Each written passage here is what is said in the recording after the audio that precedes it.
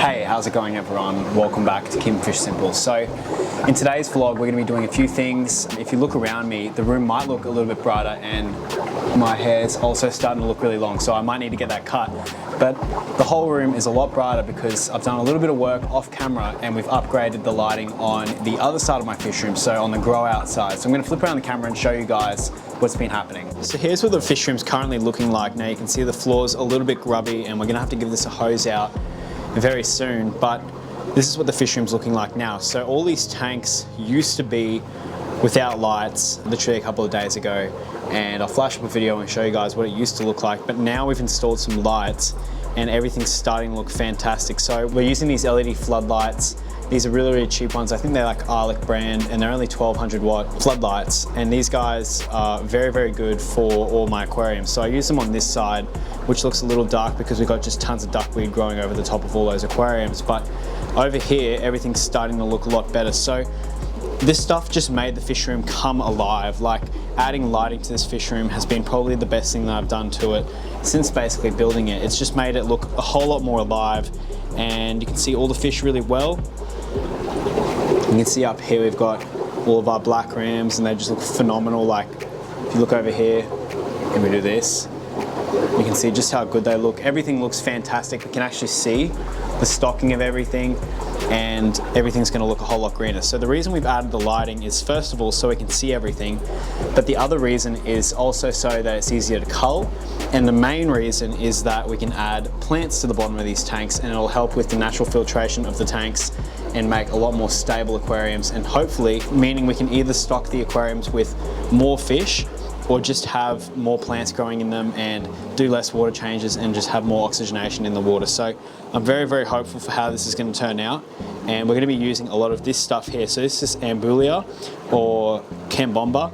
I sell a ton of this on my website down below, so if you guys are interested in getting some of this, you can definitely get some. What we're going to be doing today is we're going to be splitting a bunch of this Cambomba and Ambulia and introducing it to a bunch of these grow out tanks, and hopefully balancing out the tanks and making them look a whole lot better. Because if you come over here to this aquarium down the end, you can see in here we've got a ton of these angels. Now in here we've got like one marble angel and a bunch of these ultim angels. So these are just like Peruvian ultims. They're not real true ultims, they're a scale air, but this is a heavily overstocked tank, and this tank could do with a lot of plants. So if you wanted some proof on how this actually works, you can come over to these two aquariums which have the exact same amount of fish in them, and these are 2-foot aquariums, so they're half the size, and we're healthily stocking a bunch of these guys in here because up the back of the aquarium we've just got a jungle of this Cambomba. So this stuff's absolutely phenomenal for using in grow out tanks because you just attach it by rocks, and I've talked about this in videos prior, so I'm not going to go into crazy depth, but we're going to do that. I've also cleared out a couple of grow out tanks, so we're going to move some fish around,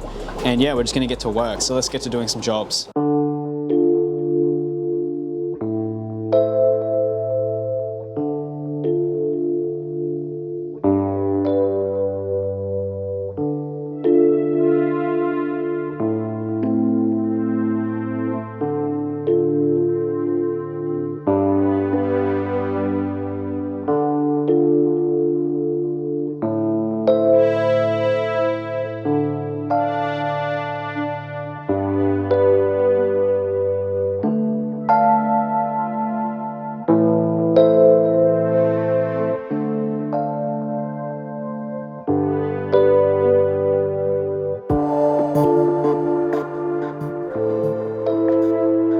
Okay, so it's now the next day and we've wrapped up those jobs, and you can see the fish room just looks so good now with all these extra lights. So everything just looks super crisp. We've got some Cambomba down the bottom of these tanks now, and this stuff's really going to help to cycle out the tanks and make the tanks a lot more stable, and we're also going to be able to grow some Cambomba to sell to the shops or whatever, but that's secondary. I'm just really, really keen to have this stuff growing and helping to keep all the aquariums really stable. You can see over here we've got all of these German blue ram grow outs, and we've got heaps of this Cambomba down here. So we're going to see how this stuff starts to go, whether it grows really well under these lights, which I'm thinking it will. I'm also really, really keen to see as well with these lights how well the duckweed does, because I want to see whether the duckweed goes over the top of these overflows or if it just stays on the surface of the aquarium and does what it's been doing over here with the matin filters. The duckweed here kind of blocks the light out a little bit, but that's fine because it does help to cycle out the aquariums over here as well. So it'll be interesting to see over here how it goes. But The aquariums look smick and smack, everything's looking really, really good, and we've got lots of space for new projects. But that brings me over to here. So in this bucket, we have some of our peppermint breeders. So these guys, we've got 4 in here. We've actually got the cave in here because there's one in this cave that just won't come out. Like this guy, he's wedged himself in there. There's nothing I can do to get him out. So we've got 4 of them in here. We've got 2 males and 2 females, so 2 pairs. I used to have 4 tanks for breeding these guys, and I used to breed them in pairs, but only some of the pairs are prolific, and there's a couple of males that just aren't great. For example, over on this side of the fish room in this tank, we've got this male in here, and he's had about 3 clutches of eggs in the past couple of months, and every single time he's kicked the eggs out, and he's just not a great male. I'm not too sure why he kicks them out, but it's very frustrating. And there's, I think in this aquarium there might be 3 peppermints, there might be him and 2 females. But if we go over to this aquarium, in my previous vlogs I've talked about this guy a lot, he's on eggs again. So he's actually had, I think, 4 or 5 different spawns in the past 2 or 3 months, and he's just been pumping out peppermint bristlenose left and right. So anyways, why am I looking at these tanks? Well, if you look in here, this used to be the tank for all those peppermint bristlenose before, which is looking kind of yuck. And I've taken all the peppermints out of there because we're actually going to use that tank for some new ram breeding, so some breeding tanks for some rams to extend our production of rams and make more rams instead of angelfish and things like that, which I'll talk about in a second. But we've got all these guys in here. So I just wanted to show you guys some of these peppermints. They're really hard to see in this bucket just because they're so black. But we're going to split them up. We're going to put a couple with these guys in there. So there's 1 male in here, or there's 2 males in here. And we're just going to try and see whether these guys start to breed a little bit better when they're in bigger colonies. Alrighty, so that's all done, and you can see we've got some more peppermints now in these tanks. So this would be a big female up the front here, and then another huge female here. And I think there might be 5 or 6 in this tank, so they're in with this pair of angelfish that I've got. And hopefully they start to do really well. I'm just kind of experimenting now and seeing what's the most productive way to breed these fish, because they're such beautiful fish and they're in really high demand in my area. So I want to make a lot of these guys, and finding the best and most efficient way to do it is going to be really, really useful. But now that they've been moved, we've got this tank free, and what we're going to be doing is we're going to be taking this tank down and turning it into a ram breeding tank. So let's get to it. Okay, so we just wrapped it up, and you can see we've got some ram tanks set up. So we've got this one here now. This one's a little bit dark because the light from up here doesn't really reach this aquarium, but that's okay because I'm going to see whether the rams actually like this aquarium a little bit better. Now, we've also got this one down here set up. These are both a little bit cloudy, and they'll clear up with some more water changes and just a bit of time for all that soot to settle. But we've got these 2. Now, I was showing you guys before, we've got this aquarium here with these black rams in it. So in here we've got, I think it's 4 pairs. There might be actually 1 extra female in here. And my plan with all these 2-foot aquariums is to have 5 males and 7 females in each one of these tanks, and then to do like water changes every 3 days and see whether we get some good breeding, because we've got little hiding places and places for them to spawn everywhere out here. Hopefully this will help us to get lots of spawns. This is just like a learning process for me, and trying to figure out whether I can do this large scale or whether it's not worth my time. So we've also got another breeding tank here with our original breeders, and in here we've only got a trio. We've got a male and 2 females, so we're gonna have to add a few more fish to this tank. These guys are a little bit stressed out from yesterday when I did some water changes, because I did a big PP treatment to make sure they didn't have any flukes or anything like that. But another issue with these aquariums right now is that they are all a little bit too cold. So it's winter in Australia, and it's currently like outside probably 13 degrees, and in the fish room it's about 25 to 28 degrees. And these aquariums are sitting at about 25 to 24 degrees Celsius, which is definitely not warm enough. So we're going to have to invest in some heaters to get these aquariums up to 28 to 30 degrees, because when you get the fish really, really hot like that, they start to really color up, and you can see just how healthy these ones look. So these ones are at 30 degrees, and these are just my grow outs, and these are actually available on the website. And these are the ones we're going to be taking some of the brood stock out of, but these guys do a lot better at that 28 to 30 degree Celsius mark. They really just show a lot better behavior and a lot more color, and have a way better immune system than when they are a little bit cooler. So we're gonna have to do that next week, but we're gonna add the fish today anyways, because it's not gonna kill them or anything like that. They just probably will not breed, but it'll give them a bit of time to settle in, which will be great, because then when we do add the heaters, they'll probably just start breeding straight away. So let's get to doing that. So we'll just grab out a trio for our first aquarium. So we'll go with a nice big male with good form. Probably, let's have a look at you. Perfect.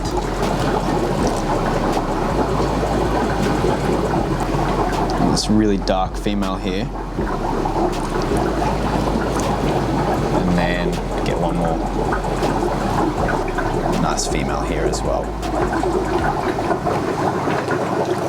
Perfect.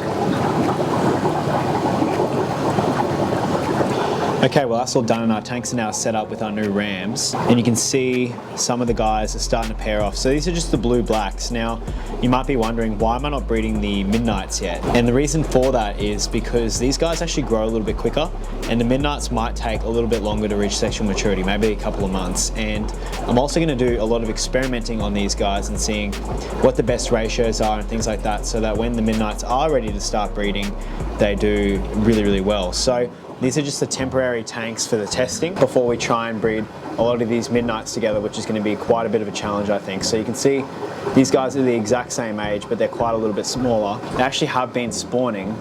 Like, if you look up the back here, there's actually a little female up the back there on eggs, but they've all gone fungus because they don't fertilize the eggs at this size. So we've got a lot of really amazing breeding stock to use. You can see a beautiful male right there in the front.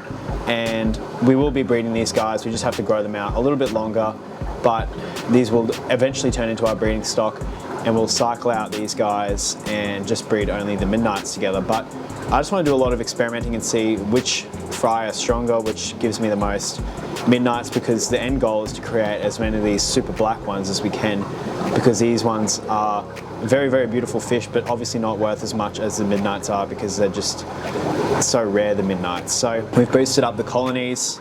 We've got some of these guys in here as well.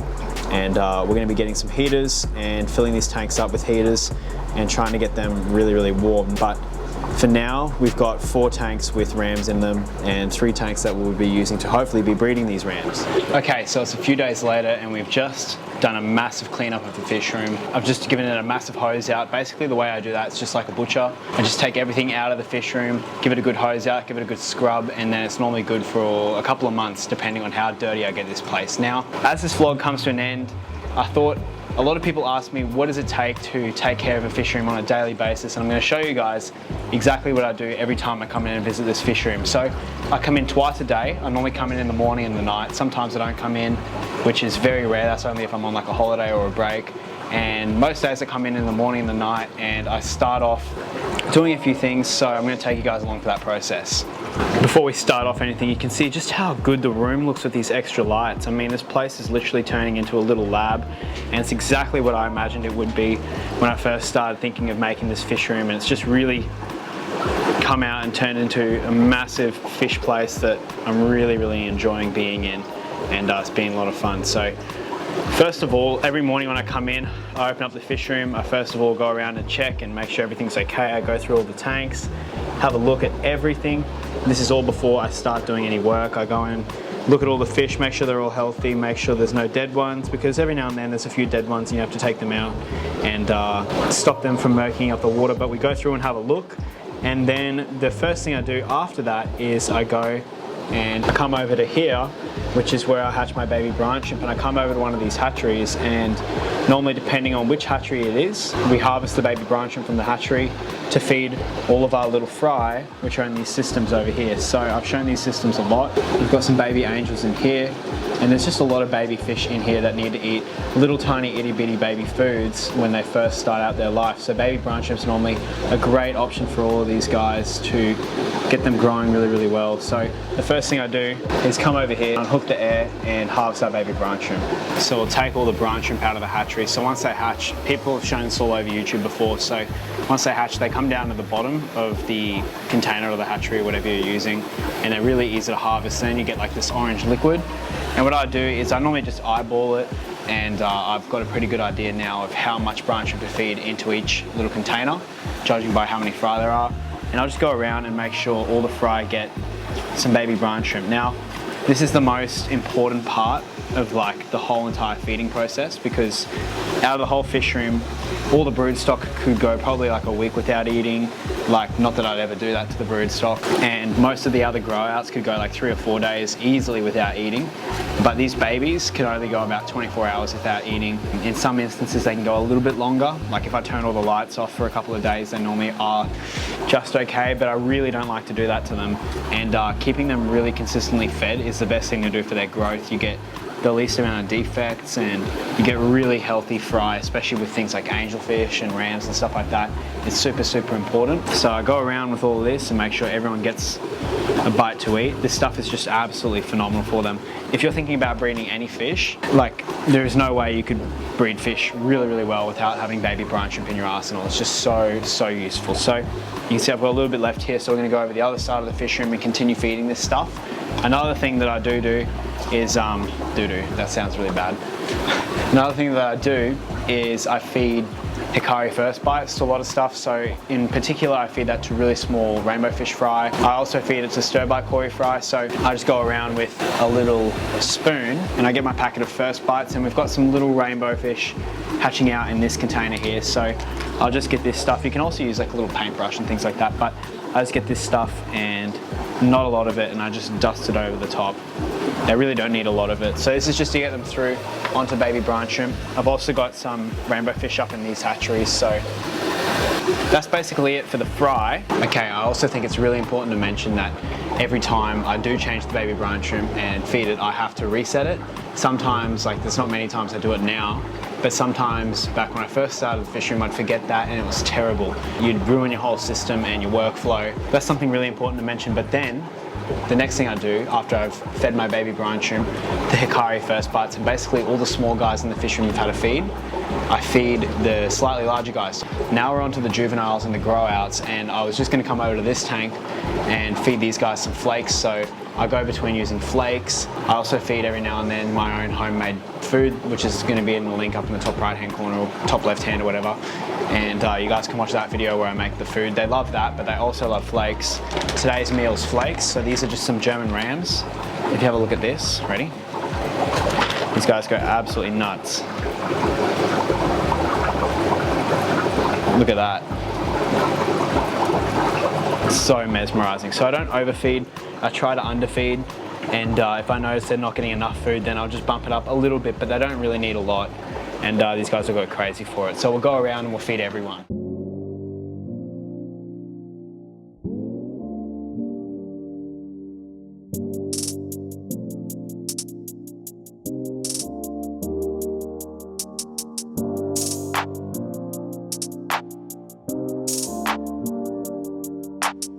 And then next up is medium-sized granules. And so these guys will go to like the angelfish breeders and a lot of the bigger fish that actually can eat pellets really, really well.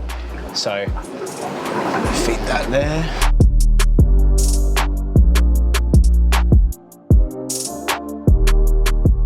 I also feed this to my Koi breeders, and if I don't feed this to my Koi breeders, I'll feed bloodworms. Like, that's the other thing too. Like, this isn't every day that I feed all these foods. Most of the time when I feed these foods, I feed like a handful of different types of foods to all these fish. So like I was saying, my grow outs will get my grow out blend that I make, or the flakes, and then the breeders will get like bloodworms, like frozen bloodworms, or they'll get this, or they get flake as well sometimes. Even like live white worms, sometimes I feed that to the rams or the Koris, depending on whether I want to breed them. The babies always get the same thing though. The babies always get baby brine shrimp and Hikari first bites and things like that. So I just go through every single species of fish and try and feed them. I also feed, because I fed my discus some of this just now, I also feed my discus beef heart. Yeah, so I just try and vary it up. I give the plecos lots of algae wafers. Sometimes I give them zucchini, sometimes I give them green beans. So I just make sure I go through and feed everyone and everyone gets a bite. And then after that, I go and do my water changes. So if we come into my other shed, which is a bit of a mess, you can see there's stuff everywhere. I culture a lot of white worms and things like that in here, and I keep all my food and stuff in here. But behind here, we've got a big 3,000 litre tank, and this is where we do water changes from. So all the water changes in the fish room are automatic. And normally when I come in the morning, I've either got to turn this on, so I just plug in that pump where there's a big pump in here that empties and it's got a float valve connected, and once it hits the bottom, the float valve shuts off and the pump turns off. So I can either do that and that'll actually activate the water change and the water will change, or if I don't do that, I come in and I fill it up. So the way I fill it up is I make sure that pump's not plugged in, I unplug that, and then I turn on my Rainbird. So this guy turns on for 3 hours, fills up the whole tank with water, and then I treat the water with conditioner, like you can see up the back there, and then it's ready to go and pump again. So this is a very important process. You've got to make sure you do everything correct here, because otherwise if you don't do everything correct, like you don't condition the water or you don't turn that pump off, you're going to fill up your tanks with chlorinated water and then it's game over. So we've currently got the water change on right now. So if you come in the fish room, you can see up here, we've got one of the outlets here, and you can see this guy spraying water everywhere. So this guy's turned on now and the water change is currently running. And you might be wondering, how does the water get out? So the way the water gets out is it fills up over the top of these out pipes, and there's a whole guttering system which pretty much goes down and works its way over to this part of the fish room and goes out of the room. And then the water then comes out here and leaves the fish room and goes onto the street. So sadly there's no flowers or anything for us to water, because this isn't an area where I can easily plug this into like a flower system or something like that. But so anyways, that's probably going to be it for now. Thank you guys so much for watching this video. I really do appreciate it. I hope you guys learned something from this video, and in the next video we're going to be doing a fish room tour, so stay around for that. But thank you so much for watching this video, and I'll see you guys in the next one.